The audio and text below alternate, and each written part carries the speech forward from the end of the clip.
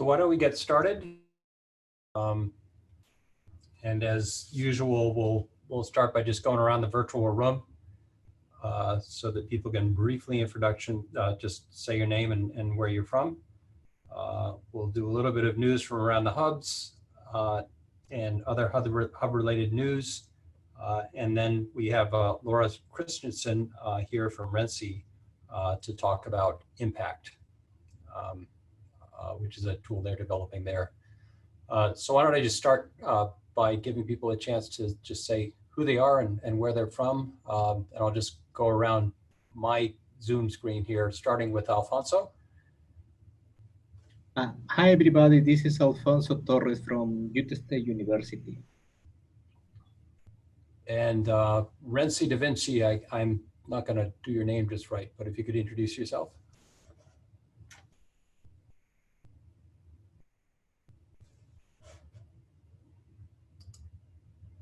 Doesn't look like anybody's on from Renzi's Da Vinci. Okay. Oh, it's a conference room. Got it. Okay. I mean, I could be They're wrong. just muted. Okay. Oh, okay. Oh, that's me. I apologize. I was muted. This is Marian, and I'm in Renzi's Da Vinci conference room. Hi. And actually, I had a quick favor that I thought I had asked earlier. To help keep track of everybody that attends our presentations, it would be really helpful if you could rename yourself in the participants list on Zoom. To do that, you just open the participants list and hover over your name. And if you could add in your first and last name, that would do me a big favor. Ben Town. Yep, joining from South, I guess, and the Social Cybersecurity Working Group. And John McMullen. Yeah, John McMullen from the Midwest Big Data Hub at University of Illinois. And Endrit Mehta, if I've got that right. Yes, you did. And hi, this is Endrit Mehta from the Center for Health Affairs. And my research on the data hubs has actually brought me here. So I'm just more interested in learning about all the hubs. That's why I joined today. Thank you. Great. And Laura, I'm going to skip you because we're going to hear a lot from you in a minute. Melissa? Hi, sorry, I was muted. Melissa Cragen, formerly of the Midwest Big Data Hub. I now work at SDSC. And Jayshree Sharma?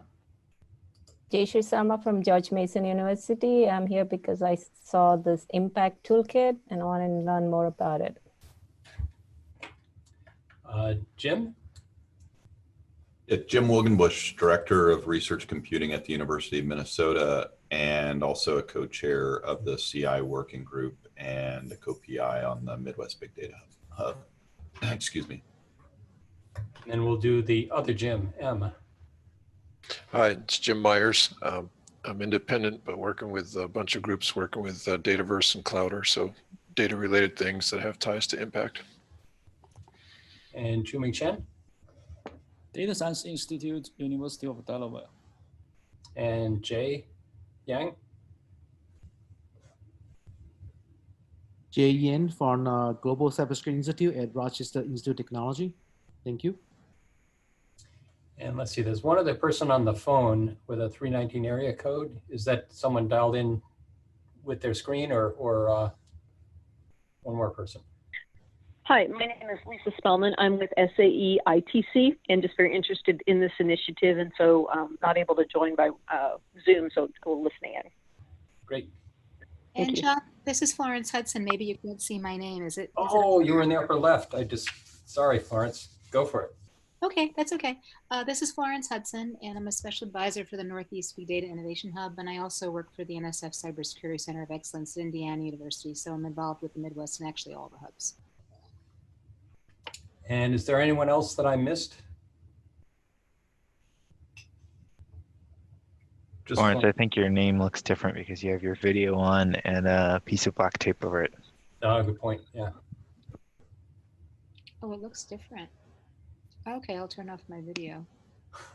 There, now your name is in lights. Oh, wow. I don't have to rename myself, right? You see, does it look like Florence? No, you're good. Okay, thank you. Thanks for telling me. I appreciate it. So just to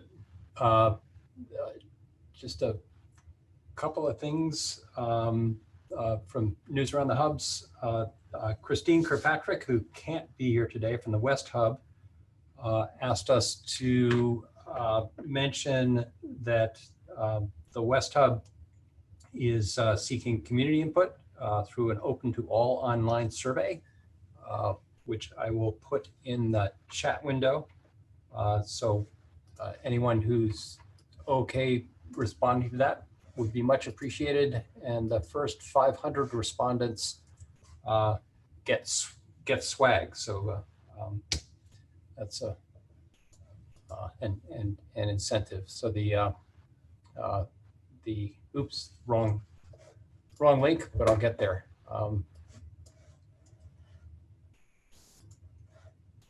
Are there anyone else? So Jim, I might ask you to talk, give you a chance to say anything about the Midwest Hub, if there's something to say. Since the executive director is here, John, maybe I'll kick that over to you. All right. Because there you'd have it actually from the source himself. So you know, John is new. I should just say, maybe by way of introduction, so that he didn't have to do this himself. I think this may be the first time that John is joining this call as the newly appointed executive director of the Midwest Big Data Hub.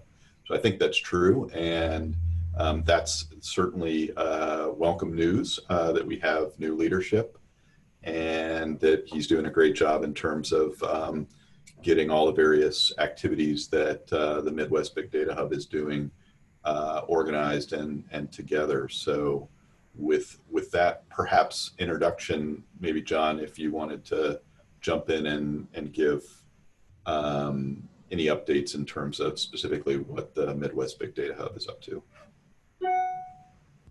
Sure, yeah, thanks, Jim. Appreciate that introduction. And for those of you who don't know me, I've been with the Midwest Hub for the past couple of years, working with Melissa when she was there as the ED. Just a couple of things to highlight for you that are coming up. We will have our All Hubs Summit coming up at the end of May, so hold the date for that. It's going to be the 26th through the 28th of May, hosted at Ohio State University through the TDAI folks there. We are also going to be launching our Seed Fund initiative in the next couple of months, so keep your eyes open for our call for proposals for that. I think that's it for now. Thanks. Is there anyone from the South Hub who would like to say something?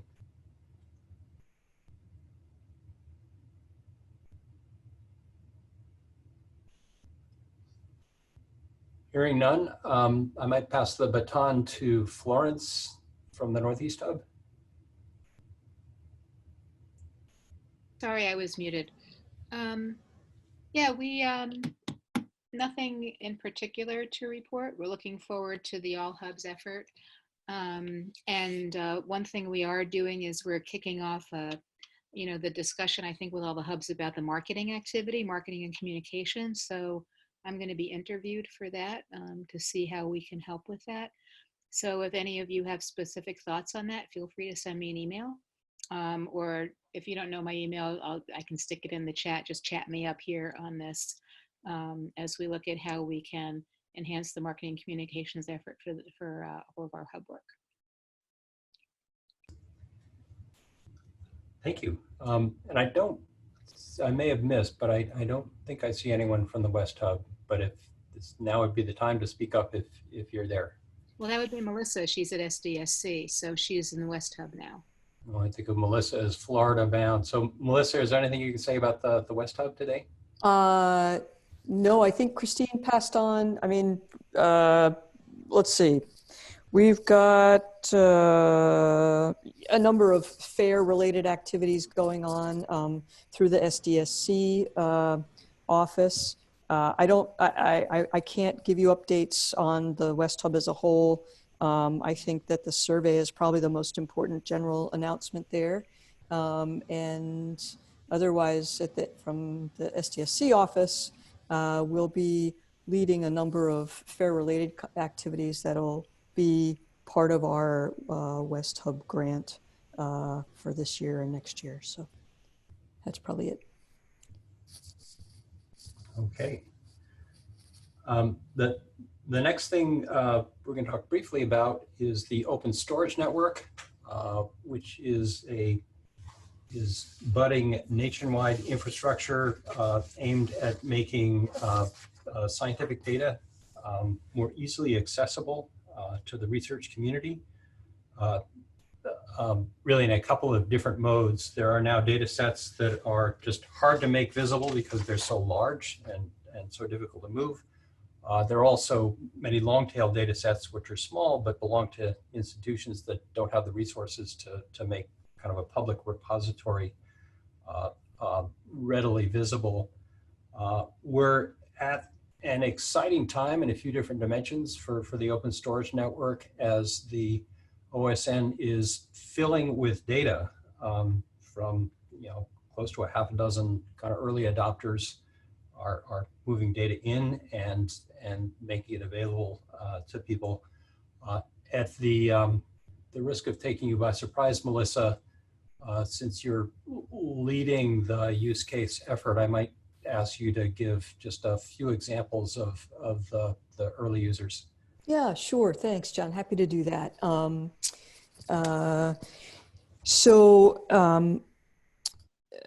Let's see. So we do, as John said, we do have a number of use cases where data have been moved on.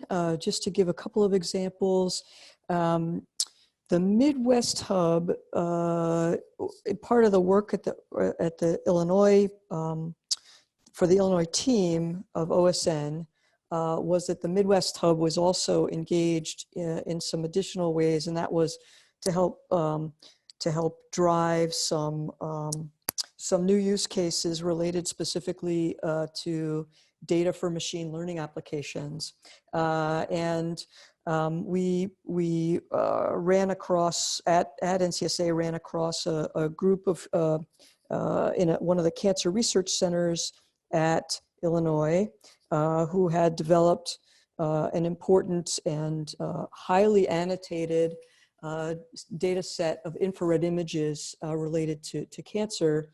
And that data set was fairly ready to go and be made available. There are 3 different communities interested in this data set.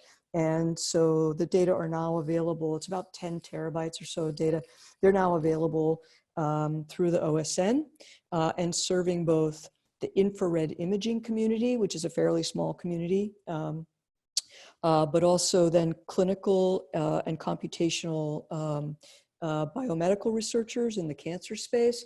And now that data set, because it's highly annotated, is also available for work by people directly in the machine learning space. So that's just one example there. We also, at Illinois, have loaded up, so that's available through an S3 API. Through the Clouder interface, we have one of the critical zone observatory data sets available, and that's a hydrology data set, and that's available. The front end interface to that will be Clouder. We have a fairly significant chunk of data from one of the big NASA instruments that's now available. I won't speak too much about that, but I can post some information, links to that. There was a big presentation at AGU on that data, but that's about 150 terabytes of data from this NASA instrument. It's integrated from several different, instruments from one satellite. We've also now got the data from BICO-DEMO, which is oceans data. The BICO-DEMO group needed a place to be able to test their architecture for object store for their entire data set, data collection. So they've got a bucket now on OSN that they can begin to do testing of their new architecture related to both I/O and calls into the data set for queries. So they're testing that there. And then on the Northeast pod, which John oversees. The Northeast pod has some also ocean physics data coming from other NASA instruments. And the front end on that will be an IRODS front end. So we're testing a whole number of user interfaces and I/O mechanisms. And that's just a sampling there. We've got another 3 or 4 data use cases that are going to be loaded up in the near term. So that's a handful of examples there of different disciplinary and project-based data sets that are now available for both public use and internal testing, so that then they can be opened up for public use in the not too distant future. I think Alex Zulay, who's the PI, often points out that the open storage network is 90% social experiment and 10% technology experiment. It's been kind of fascinating and fun to see engineers and data scientists work across 5 different sites to bring up a fairly complex piece of technology, and it's a lot of fun to see it start to work and start to deliver. So John, I might just add one more comment, just because there are folks on the call that might actually get asked this question, because we're getting it regularly, and that is, what's the status of OSN? What are the next steps? Do you perceive moving forward? Because this is a pilot. Our active funding ends in June. We are anticipating putting in a no-cost extension to wrap up some work that we can do within the constraints of our current budget. But we are also in the process of starting to scale up or starting to put together what would be a proposal to scale up the OSN. So we're thinking about various ways that we will take what we're doing now, think about some bridge work that needs to happen, and then be able to put in a proposal to scale the OSN out. I can't answer the question about what the size of that scale out will be right now. We've got a couple different sort of pathways we're considering. So whether, for example, we move to 30 petabytes or 50 petabytes, those are, they will take different kinds of efforts to be able to pick one of those pathways. And I guess the other piece I would add, so yes, we're moving forward, we're continuing to grow, we're planning on the next phase proposal. Secondly, we are aware and also providing letters of collaboration already for people putting in, or groups putting in proposals to NSF in different kinds of programs to join the OSN network, either by requesting funds for a pod. That's one of the storage nodes at an institution. So requesting pod funding to be able to link into the network, or to purchase storage that would come into a standing pod. So there are proposals out and going into NSF now to continue to add to the network and grow the collaborative network as well. And if you're interested in either becoming an OSN site or moving data into the OSN, feel free to send an email to Melissa or to me or Christine. Always love to hear from you. So just one other bit of business before we move on to our talk for today. As you know, we schedule a talk of interest every month that focuses either on a tool for managing or collecting or analyzing large data sets, such as the one that we're about to hear about, or somebody who's doing something interesting and impactful with large amounts of data, so that they can talk about the kind of user and the application side of the big data space. This is the point in the meeting where we solicit, either via the chat, if that helps, or just you can shout it out, areas of interest or potential speakers of interest. Any thoughts or ideas from the group that's on the phone?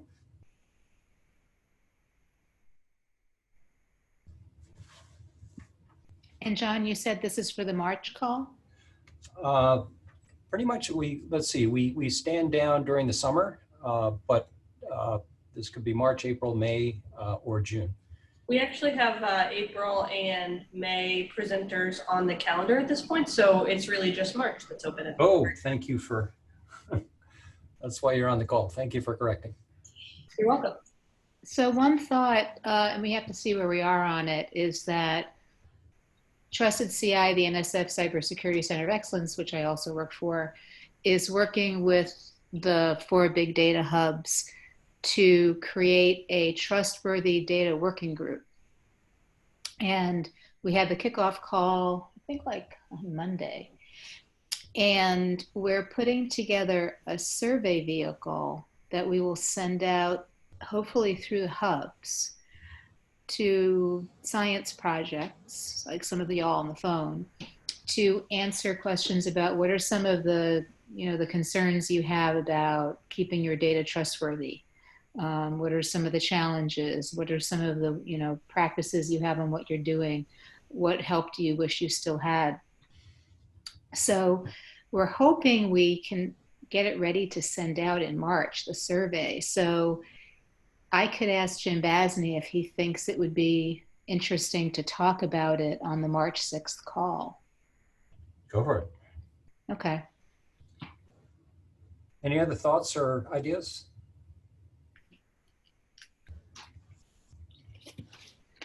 Let's move on then.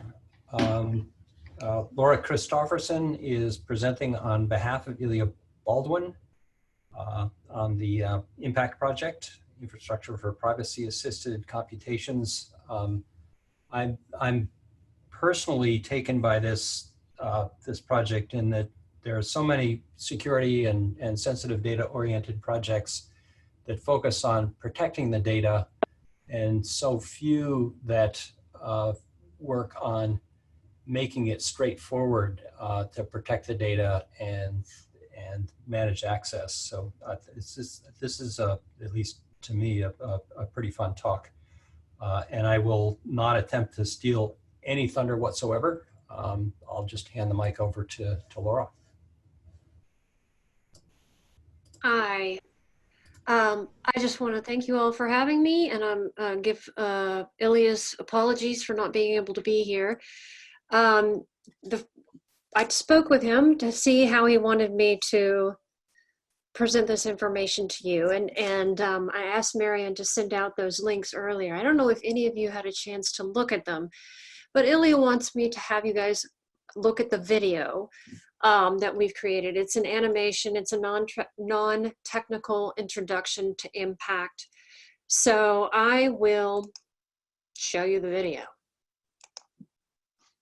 Let me see, where is it? Here we go.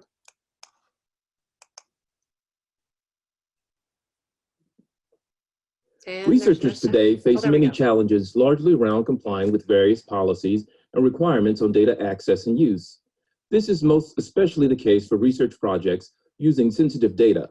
Data, for example, that may contain personally identifiable information, or PII, and that must be specially guarded to protect the identities of the people that are described in the data. Many researchers work in teams that cross institutions and disciplines, which may add another layer of complexity to the research process. For example, a research team may have to comply with data use policies and technological constraints on the protection of that data that differ between institutions and discipline. Impact, Infrastructure for Privacy-Assured Computations, is a project that aims to simplify these complexities and ease the research process so researchers can be free to focus more fully on their research. Specifically, Impact's goal is to support collaborative, multi-institutional analysis of data, ensuring its protection and the satisfaction of policies and agreements governing its use. To explain Impact better, let's introduce some of the key players. Hi, I have data that I'd like to share with researchers. I want to make it discoverable without compromising its privacy. How do I ensure that only those researchers who comply with my policies are granted access? I'm a researcher, and for my next project, I've been wanting to work with a particular set of data that is sensitive and has some strict policies around its use. I like to get access to it without delay, I don't want to violate data provider policies, and I will need a secure place to do my analysis to avoid the risk of data leakage. I am staff in the university's Institutional Review Board, or IRB. My role is to ensure that research is conducted in an ethical fashion and that the subjects of the research projects are protected. I work in University Information Technology Services. My colleagues and I would like to be able to quickly create secure analysis environments for researchers and make them easily customizable to fit their needs. We also need to ensure researchers follow university information security policies. That's great, everyone. Now we can move on to showing how impact works. Wait, you forgot about me. What? Oh, sorry, I did forget about you. Forgive me, Data. You are a very special player in this story. Let me introduce Data. Hi, everyone. I am Data. I contain all kinds of information that should not be disclosed to just anyone. My data provider and I are hoping to find a great researcher who will protect me and analyze me to find all kinds of interesting insights. I think I have a lot to say, and I'm hoping Impact will make it possible for me to do that while keeping me safe and secure. Well, Data, let's see what Impact can do. I'm pretty fond of Data, and I'd like her to stay with me, but I'd like other researchers to have the opportunity to discover her. I'm not sure how to do that. Most data repositories want you to keep a copy of the data with them. With Impact, you can keep data safe and secure on your servers, but create a listing for her in Dataverse, a data repository. The listing would show all the metadata, or data about data, describing data, but none of her actual details. Just download and install TRSA, the Trusted Remote Storage Agent.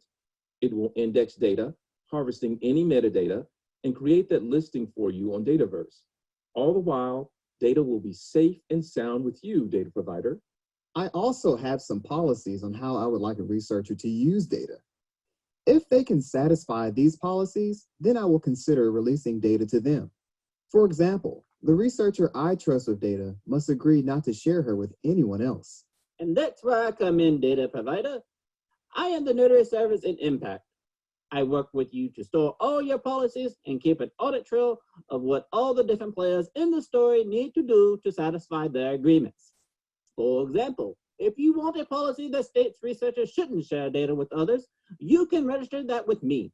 And when researchers promise to adhere to that policy, I will note it in my log with the date and a signature. Consider me your digital witness.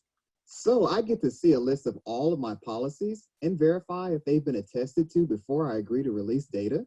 That's right. You keep track of all that with me. Fantastic. Let's get started. Now that data is listed in Dataverse and all the policies surrounding her access and use are registered in Notary Service, let's see what happens next. Remember me? I had my eye on a data set that I'd like to use in my next study. Today I was browsing through Dataverse and data caught my eye. She's perfect for my study. Ordinarily, it takes quite a bit of time to obtain permission to use a data set because of all the back and forth through email and phone calls and all the paperwork. But with Impact,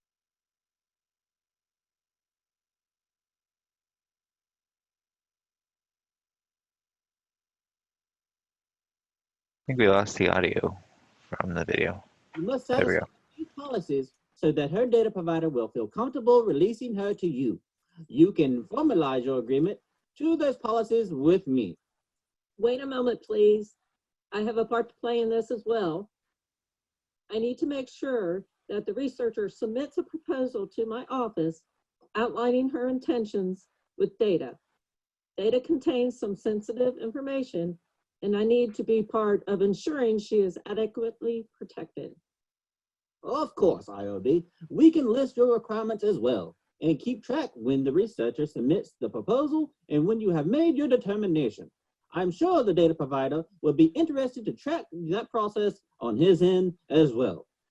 Yes, I would. Thanks for making this all so transparent. I want to make sure I do all the right things by data. So I need a secure work environment in which to conduct my analysis.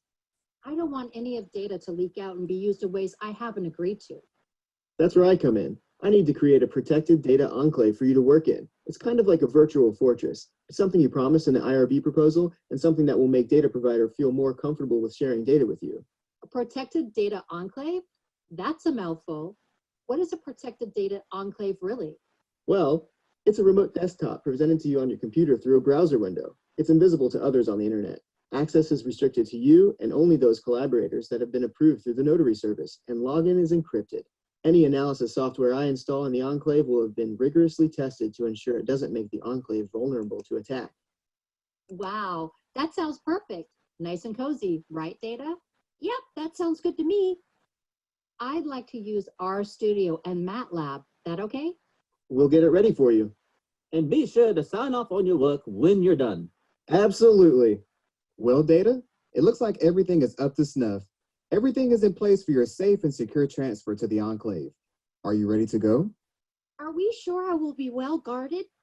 Yes, Data. We've reviewed the researcher's IRB proposal, and she's been exempted. It's all in notary service. I've built the Enclave to specification. I've tested it and the packaged analysis software thoroughly.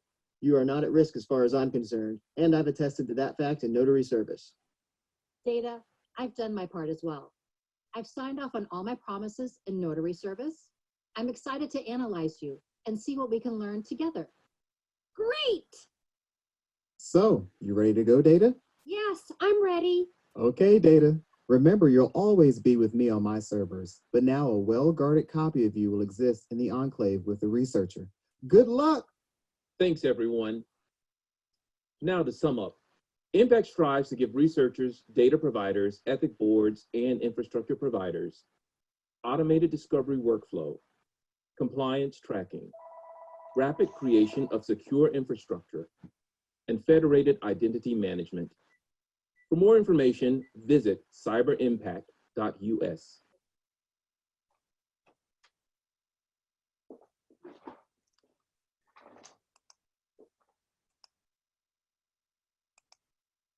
Okay, so can everybody still hear me? Yes, we can. Awesome. So impact, infrastructure for privacy assured computations. Just being a little silly with the voice. So President Trump has been acquitted, but the fight over impeachment appears far from over. A triumphant Trump taking a major victory lap at the national. That's what you get for leaving YouTube up. So this is sort of a diagram, a different way to sort of view what was discussed in the video, although the diagram includes some components that are not covered in the video. So for example, the different actors would be the data provider, the infrastructure provider, anything that you might want to call institutional governance or IRB, as well as the researcher, the most important one. So the idea is that a data provider can have data that they own, that they keep on their server, that maybe they don't want to really release out to the world just yet. And they can, but they want to list it on Dataverse down here. And they want to do that where they have the listing, but are able to keep their data on their own servers under their own protection. And so the component here, TRSA, Trusted Remote Storage Agent, was developed in conjunction with Dataverse and at Odom Institute at UNC. And what this is the data provider can download it essentially and install it on their own server where they're hosting their data. And what it will do is index their data and then provide them with a way to list their data, but none of the secret bits on Dataverse. And then there are, we talked about in the video, notary service. Behind notary service is SAFE and Presidio. And these three things are tied together. Basically what notary service is it's like an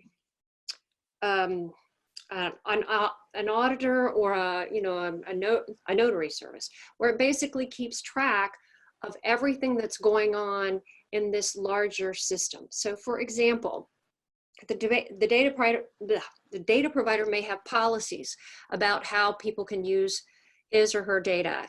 For instance, they may say, okay, well, you can, you must, I'm going to give it to you unde-identified. You're going to have to de-identify it in order to use it. And I need assurances that you're going to keep it on a lockdown server and that you're not going to share it with people that are not on your project. So the data provider will have that kind of information in human readable policies, stuff that we all understand when we just take a look at it. Well, the data provider will then need to put those policies in more of a machine readable form in Notary Service.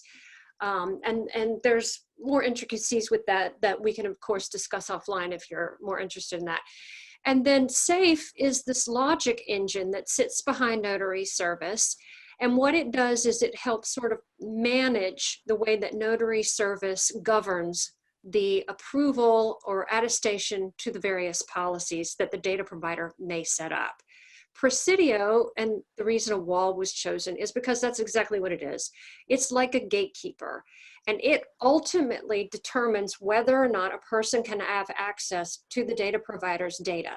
So theoretically, a data provider would then have Notary Service, SAFE, and Presidio installed on his own servers, and they would work together to protect the data and only allow its use by other folks, such as the researcher, once the researcher has attested to agreed that they're going to follow through on various policies. Yes, I will de-identify the data. No, I will not share it with people outside of my project. And Notary Service will just basically keep a record of that. So it's like it keeps like digital signatures, for lack of a better way to put it, and the date and the time of when these agreements were made. Now, other actors in the system, such as an infrastructure provider or the IRB, can also play a role in this. So for instance, what was first sort of discussed was this idea of an enclave, a secure enclave. And that is another component of impact, which is separate. It was originally developed at Duke University, and it has this groovy pro console front end, which allows it to show you essentially a VM in a browser window, and that enclave where you can go and have your data, that private data downloaded into here. It's secured, and only you and whoever you have noticed, who you've listed in Notary Services, being able to have access to the data that the data provider said is okay by a Notary Service. Only those folks can gain access to the enclave, and they can go in there and they can use different types of secured analysis software that you might request. So for instance, in the animation, the researcher said, oh, I'd really like to use MATLAB and I think it was R.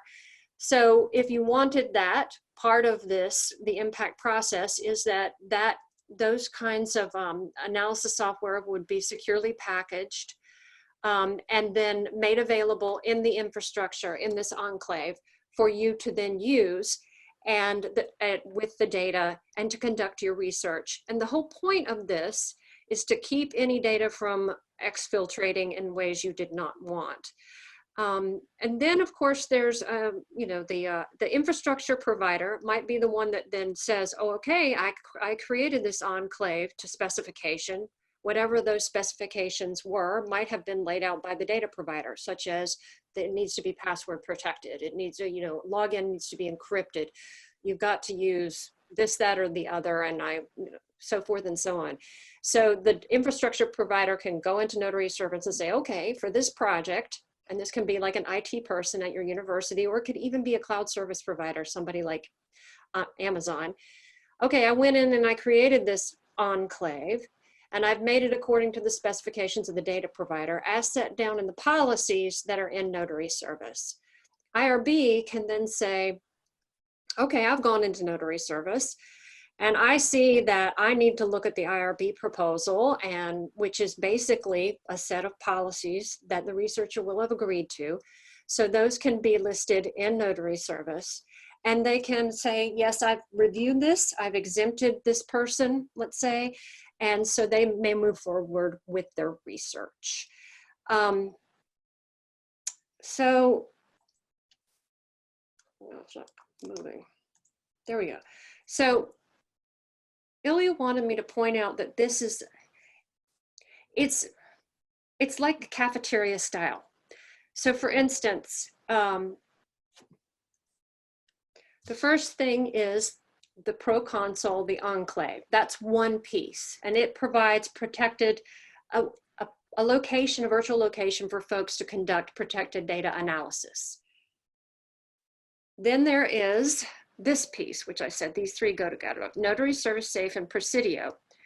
And their goal is to help negotiate and log data use agreement type policies and automate access to protected data that is stored on the data provider's own servers. And the last piece is the Dataverse TRSA piece, because TRSA, of course, is accessible via Dataverse.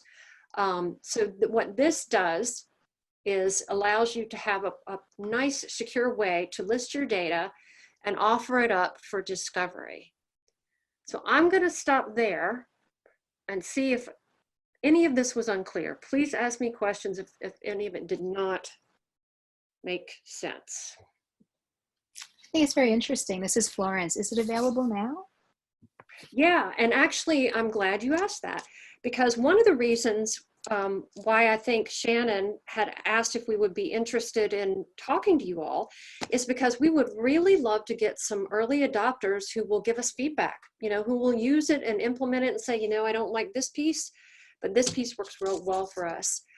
We'd like to put it into practice and see how folks are using it, see how folks would use it. We already do have some folks using it right now, but we want to expand that list. That also means that we, if you are interested in learning more, could provide a more detailed, more technical demo of the different components so you could see them in action and judge for yourself if it were something that you wanted to try to integrate. Laura, this is Jim Morgan Busch. Thanks for your presentation. I was just trying to get a sense of, as a follow-up to that answer, are the people using it in sort of beta use, or given, the sensitivity around the data, it wasn't really clear to me whether this is in production or whether they're whether it's just in sort of proof of concept stage. That's a wonderful question. And although we do not use the term proof of concept, we use a corollary. What we consider it to be in now is the minimal viable product stage. It's like proof of concept. So basically what that means is we've gotten it to a point where, yeah, I guess you could call it a beta. I guess we could use that as a synonym, where it's a working, functioning entity that can be adopted and used. The folks that are using it now are testing it out more so than actually using any real sensitive data as of yet. So for example, we have a faculty member at UNC who's a math professor, and he also works with a sociology professor over at Duke, and they are currently using it, but they are using simulated data right now in it, because we're getting them to, they have been testing predominantly the actual Enclave piece. And we've also got Trusted CIs, folks mentioned that earlier, and they're using it, but they're also using it from the standpoint of trying to poke holes in it and make sure it's what we want it to be in terms of security. So they're not, so there's folks using it, but for different reasons.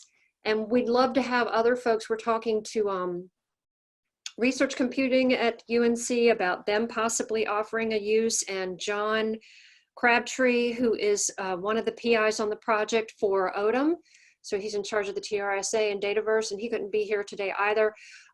He's looking for a quote unquote use case group at the university that might be willing to work with us on an instantiation through Research Computing. Thanks. Maybe one other question is, what's the sort of business model for this? And sort of, I guess, is there a sharp target audience, or is it more broad? That's an interesting question. So as far as audience is concerned, the grant was actually written to focus on social scientists and their needs. And that would include also So for example, we've also been giving demos and talking to and gathering requirements from people at the business school, for example, or in the School of Journalism. So in the business school, the folks there, they may not necessarily have sensitive data per se, but they may have commercial data, data that has commercial value, and so they don't really want it to be leaked out. So the original intent of this was to focus on an audience that does work more in the social sciences, that may work with data that would contain personally identifying information, which you run into a lot in the social sciences, but also might have other kinds of uses for data, such as it being commercial. We are also working, though we've expanded a little bit, and we're working with another project at RINC called the Data Translator Project, and they work with biomedical data. And so we're working on aspects of that with them. So at this point in time, we feel it's kind of open. We want to get folks to test it, although the original use for it was intended for social scientists. And then as far as a business model, if you're talking about sort of future steps, what we want to do is get folks in the next few months or so on board and using this, and we want to gather the information we need to know how to improve it. And we want to make sure that the way we spend the remaining grant money is so that we are attending to whatever the needs of those folks are that we haven't so far met within the system as it currently is in its minimal viable product stage. Did that answer your question? Mostly, I guess, are there longer term visions that this would eventually become a commercial product and be self-sustaining under some license sort of agreement? That I cannot answer, I'm afraid. That may be a question for Ilya. And I won't even hazard a guess answer at that because I might totally screw up the answer to that. Or in the alternative, is there plans for making it open source? Oh, it pretty much is open source because, well, actually, I cannot say for certain if John Crabtree would consider TRSA open source. But the code for Presidio, SAFE, and Notary Service is something that ultimately would have to be given over to the data provider if the data provider wanted to use it. Proconsul is, again, one of the things that we've done is we've included some rather detailed instructions on how to implement each of these components. So for example, Don Sizemore, who works with John Crabtree over at the Odom Institute, is the one who's been sort of in charge of creating some of these enclaves for UNC folks. And so basically what he's done is created a lot of helpful information about, these are the different components you're going to need to add, and here's how you're going to have to use it. So it is already open source. That include the ability to modify it for example, non-social science applications if needed? I don't see why there would be a problem with that. To know the answer for sure, again, I'd have to defer that one to Ilya, but I can't imagine he would have a problem with that. Cool. Laura, this is Melissa Cragen. Thanks for your presentation. I watched the video the other day, and so I'm intrigued by a number of by the system here as a whole, but also by a couple of the components. And I'm wondering, have there been conversations about the roles and responsibilities for, and whether this fits or not into the tool or the service for checking compliance?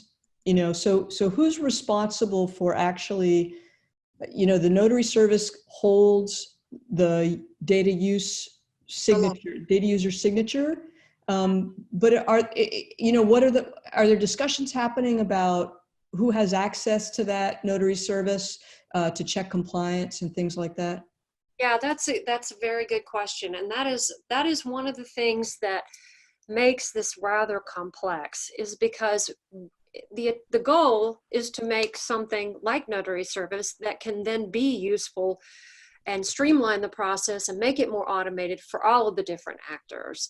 And so what that would ultimately involve is we need to get folks who are on all, we would need to get a test use case kind of scenario where we had actors from all of these to work with the system and to let us know if they think it's feasible for example, for their larger institutions. So as I said, we were trying to work with research computing over in the ITS, Information Technology Services at UNC. And, but that, so far, what we're looking at is more this side of things. Mm-hmm. But we need to know, is this something that IRB could use as well at UNC? And how would we, because right now, the way it works, notary service could grant access to all these different roles. And there's a log, basically, it's a log of who has agreed to what throughout this research approval and data use process. And it would be good if we could see how all that would interact. And I think I've lost the flow of what I was going to say in answer to your question. So tell me what I haven't answered. No, I think I get a sense for where y'all are and what's happening with it. So yeah, thanks. I think that's okay for me. It's a really good point, because that whole level is because it is intended to satisfy all these different roles needs. That particular subject is quite complex. Hi, Laura. This is John Goodhue. One of the challenges with sensitive data is liability.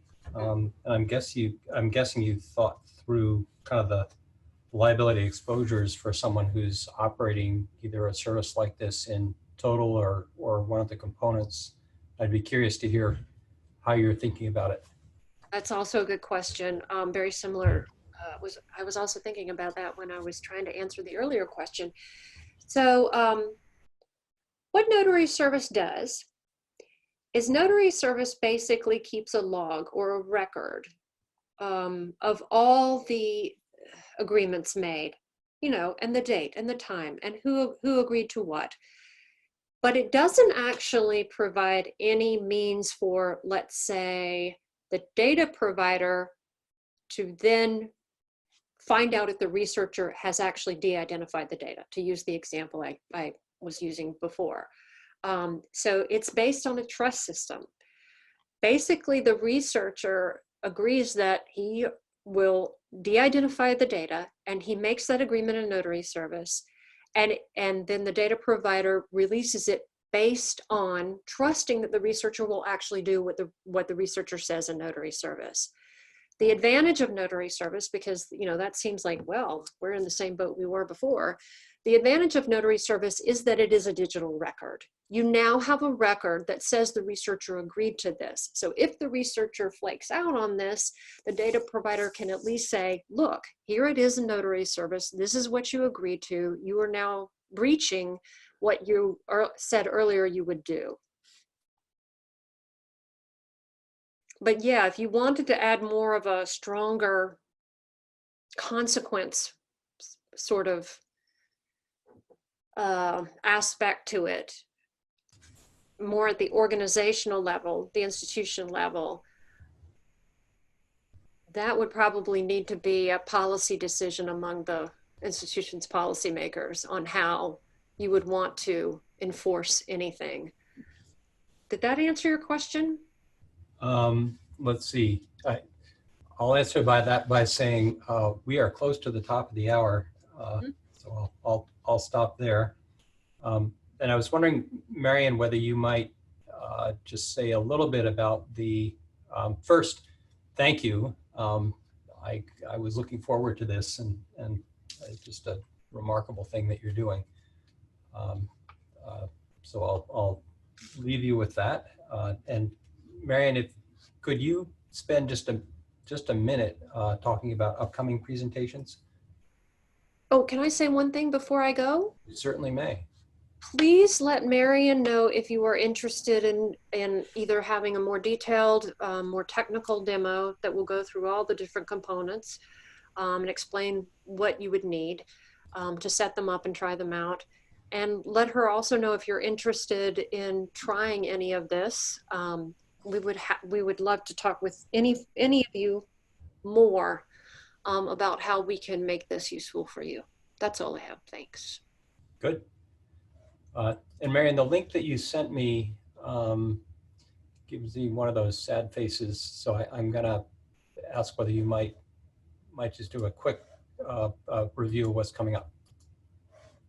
Hey, Marian actually had to step out for a second. This is Brittany, I'm the project manager, but I have the link in front of me, and so we have a couple on the docket coming up, but we do have, if anybody has suggestions, we can do that. There's, it looks like our PID project is slated, I'm pulling up some of her notes right now, for April, and then May, you also have speakers from Stanton Martin from National Micro Data Collaborative and MDC. So those are kind of the two that are slated for coming up, and I'll pass along anything else to her as well. Great, thank you very much. And with that, we're at the top of the hour. Thanks to everyone for attending, and I hope to see you again in March. Cheers, everybody. Thanks. Bye-bye. Thank you. Nice job, Laura. Thanks. Thanks. Thank you. Thank you. Bye-bye.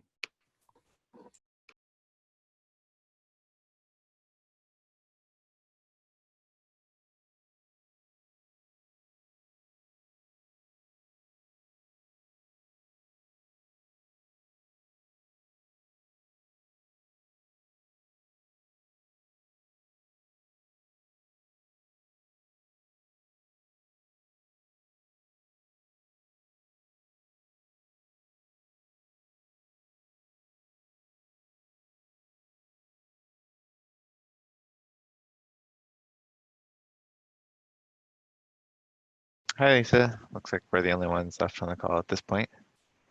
I don't know if you're still there or not. You're probably on mute. I am. Thank you. Yes, I couldn't tell since I couldn't see anything. I wasn't sure if the sound had cut out again. Yep. Very interesting. Very interesting. I had looked at that video before and really interested to follow this and learn some more. Yeah, it seems like it could be a good base to work from. Yeah, it does. I'm definitely going to share the video link with Leon. I'm sure he'd be interested to see that and see if maybe there's something we can do and contribute in some manner. Yeah, I think the one main takeaway that I was able to learn from this is that there's not a lot of follow-up capability to ensure that the data policies are being followed computationally. It's more based on a trust or a contract relationship that's attested to, and that discovery of violations can be a very difficult thing. I talked about the auditing, but is that more of a paperwork procedural following, is what you're saying, as opposed to, say, a blockchain audit or something? Yeah, it might be more human driven. Depends on how much the auditor can find. Yeah, interesting though. There's just seeing more of these it's interesting in the approaches. Yeah. Well, thank you for sending this, and yeah, please do send. As you see other things, send them along. It's just really helpful to see what's out there in the ether. Oh, I talked to Trevor today, and he said tell you hello and said you're a fabulous guy. That's good to hear. Yeah. So I'll be talking to him soon. All right. Well, great. Well, thank you very much again for sending this along. I appreciate it, and I'll keep following these and see what we might be able to contribute and keep learning. All right. Have a good Thanks, one. Ben. Take care. You too. Bye-bye. Bye.